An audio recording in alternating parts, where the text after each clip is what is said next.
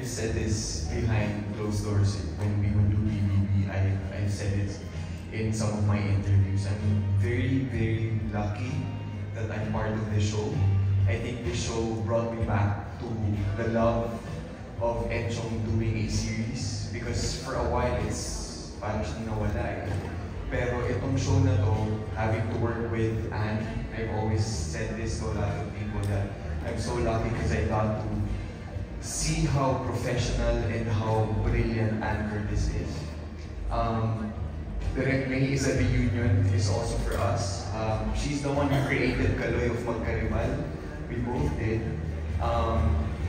It's always been a dream of mine to work with Joshua and Carlo Aquino, and now I got to finally. So, you know, there's a lot of blessings na binigay nitong show na to internally for me. Parang mas malaki yung appreciation ko doon sa trabaho na meron ako. And lagi kong tinatanong minsan sa like kanila Henry, kanila Chades na sabi ko, bakit kami? Or bakit sa dinami-dami ng artista na pwedeng ilagay dito sa show na to, bakit kami? And then, yung sagot nila sort of made you grateful, even more grateful on why you're still here after all what happened to us, after all what we've been through.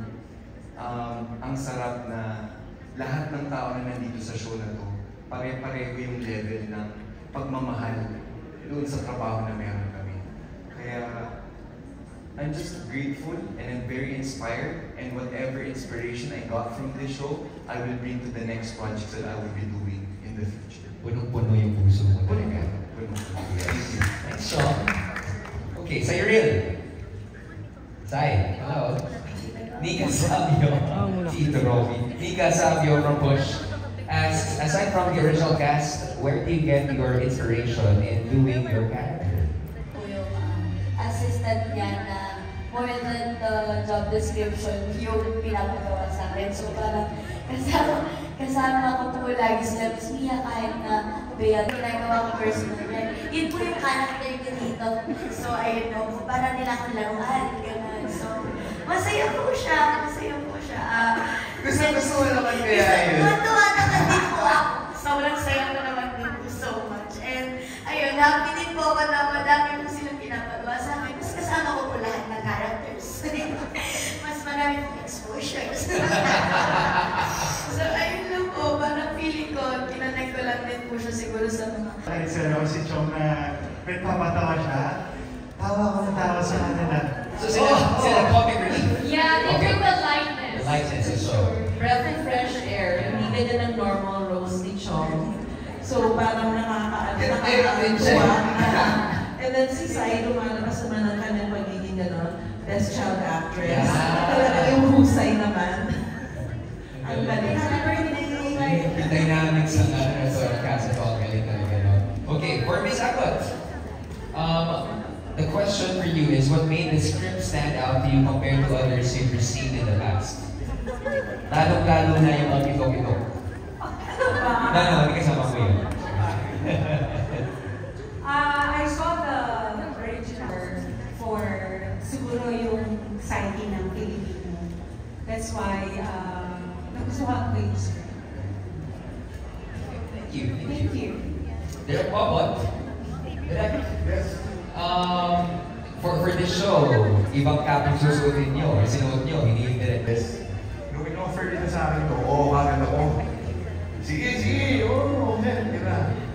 Pero pagdating ko ng unang araw, para akong grade 1, grabe. Dito ko naranasan na gigising ako ng alas 12 ng on-time namin maga. Dito ko naranasan na gigising ako para magkabisa ng linya. Parang sa loob-loob ko, parang sumabot yata ako dito sa pagtanong ko nito. Parang dito sa serye nito, ako yung it's not okay. Pero talagang ano ko dito na-challenge ako, kaya talagang tuwing gabi, si Leo sinusulat yung script, hindi ako pinapiprint ko yung script, talagang gabi-gabi lahat ng role, kinakabisa ko talaga. Tapos napakagaling lahat nila. Parang ang tagal ko na kasi hindi lumalabas. So paglabas ko, parang conscious ako. iba na to, hindi na parang laro to, kaya gabi-gabi nag-aaral ako. Talagang pinag-aaral ako. Tapos napakagaling na artista. Lalo-lalo na si Joshua, si Ann, at si Kaloy. Pero si Kaloy, iniisip ko, akala ko natural na yun, yung pala, ang galing talaga. Yun talaga, si Blake. Ang galing talaga ni Kaloy. Yun talagang pinibigay niya. Oo. Wow, we can make it right, no? Ibang klase, bilang matagal na hindi lumabas, nung bumalik ako dito, parang talagang good ako at parang napakaganda at napasama ko ito dito. Parang natuto ko. Dati kasi, alam mo rin, pagdating ko lang, di ba? Pero dito talagang mahirap, kinakailangan makasabay ka sa kanila. Kung hindi, may iwanan ka. Kaya, bilib ako dito sa grupong to, napakagaling lahat. Galing. Thank you, Direk. Ms. Rio, there were a lot of intense emotional scenes. How did you all unwind or de-stress after filming? Ito na.